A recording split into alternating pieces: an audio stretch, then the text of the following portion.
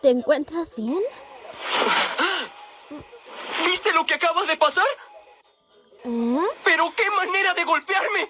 Al hacerlo no perdió nada de fuerza. Fue un movimiento increíble. Yo quiero ser como él, pero dime, ¿crees que pueda? Tengo que lograrlo. Seguro que puedes hacerlo. Yo estaré ahí para apoyarte. ¡Qué linda es! Disculpa, ¿cómo te llamas?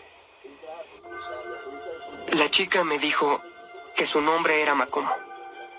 Y el que me golpeó es un chico llamado Sabito.